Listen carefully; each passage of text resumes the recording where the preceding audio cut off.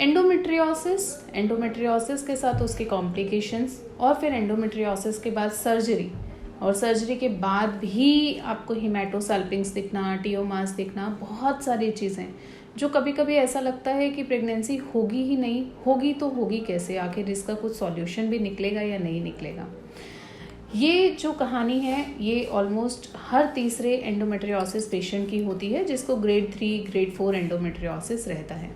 ऐसी ही कुछ जर्नी नेहा की भी है, और शादी को मात्र 1.5 साल हुआ था जब ये हमारे पास आई थी, लेकिन बहुत कुछ झेल कर आई थी। 2013 का MRI जिसमें ऑलमोस्ट 5 सेंटीमीटर का एंडोमेट्रियोमा, हिमेटोसाल्पिंग्स, और उसके बाद बायलेटरल टीओमासिस और बहुत कुछ, एक सर्जरी जो ये ऑलरेडी करा के आई थी मई में।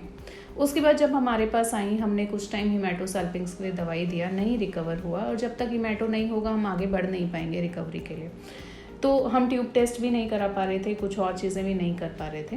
लेकिन बाद में हमने ऐसे इवैल्यूएशन किया कि नहीं, हम ट्यूबल फैक्टर पे काम करते हैं, चीज़ों पे काम करते हैं, और वो सब सॉर्ट भी हो गया, ट्यूब्स ओपन भी हो गई, लेकिन फिर भी जो फॉलिकल्स थे वो अच्छे रप्चर नहीं कर रहे थे, हेमरेजिक जा रहे थे, टीओमासिस हमें परेशान कर रहे थे।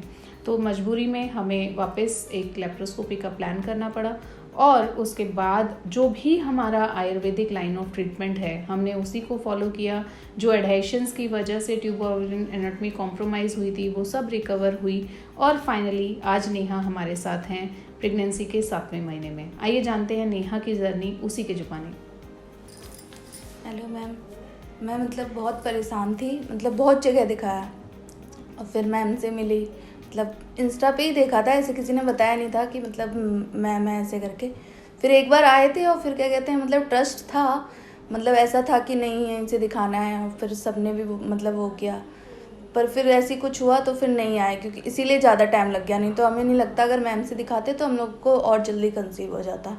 और फिर आए, और फिर मतलब दोबारा मतलब बीच में 2 IUI भी किए, 2 IUI फेल हो गया। हाँ, और फिर तो सारे मतलब बहुत सारे डॉक्टर को दिखाया, सबने कहा नहीं नहीं ऐसे होगा ही नहीं, IVF करवाओ। बहुत सारे ग्रेटर नोएडा में दिखाया, बहुत जगह, पर सबने मना कर दिया, कहा कि नहीं नहीं अब हमारे पास तो नहीं है कोई भी ऑप्शन, आप लोग अब IVF ही करवा लो, हम सजेस्ट कर देंगे।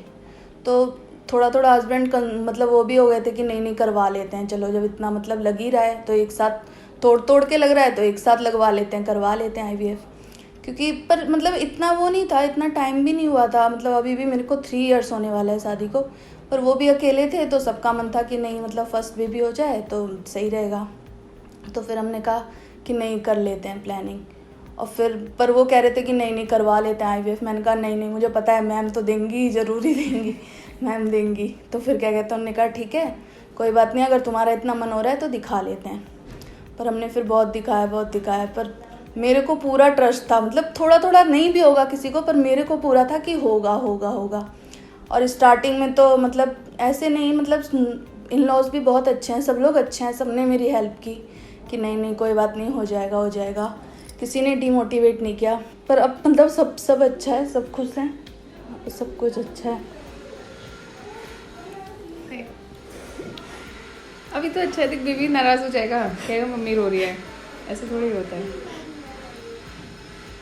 फर्स्ट कंसल्टेशन के बाद सीधा फिर नवंबर में वापस आई, IVF कराया, सब कुछ किया। उसके बाद इन्होंने वापस हमारे पास ट्रीटमेंट स्टार्ट किया, और मई की साइकिल में ये कंसीव कर गई। तो नवंबर से मई तक का जो सफ़र था वो थोड़ा सा मुश्किल तो था, एंडोमेट्रियोसिस कंट्रोल करना है, जो सर्जरी के बाद वापस आया है वो सब रिकवर करना है, सब करके फिर बेबी प्लान करना है। लेकिन हमें बहुत सपोर्ट रहा, बहुत पॉजिटिव हैं, और इसी वजह से हमें ये रिज़ल्ट भी मिला, और आज नेहा कंसीव हैं।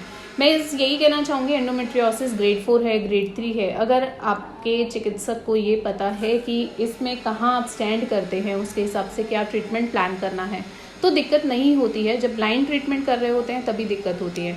तो जहाँ जैसी रिक्वायरमेंट है वैसे यूज़ करते गए, और उसके बाद फाइनली आज नेहा जो है वो कंसीव हुई, और हमें हमारा प्यारा सा बेबी जल्दी मिलने वाला है, जिसको ये मिलवाने लाने वाली है। तो तब तक के लिए मैं बस यही कहना चाहूँगी, एंडोमेट्रियोसिस से डेफिनेटली परेशान होते हैं। कुछ लोग IVF फेलियर करा के आते हैं, कुछ लोग डायरेक्टली आते हैं, कुछ लोग सोचते हैं कि अब तो नेचुरली कंसीव होगा ही नहीं, ऐसा नहीं है।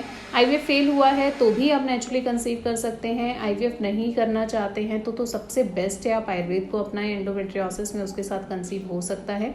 और नेचुरल डायरेक्ट अगर आप एंडोमेट्रियोसिस से जूझ रहे हैं और आप सर्जरी को प्रेफर ना करके आयुर्वेद को अपनाते हैं तो यकीन मानिए आयुर्वेद आपको निराश नहीं करेगा।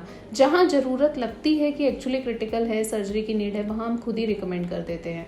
तो इसलिए ऐसी कोई भी समस्या है, और इनफैक्ट पोस्ट सर्जरी भी आयुर्वेदिक ट्रीटमेंट ही प्रेफर करते हैं, क्योंकि प्रीवियस डैमेज कभी कभी ऐसा होता है जो बहुत ज़्यादा हो चुका होता है।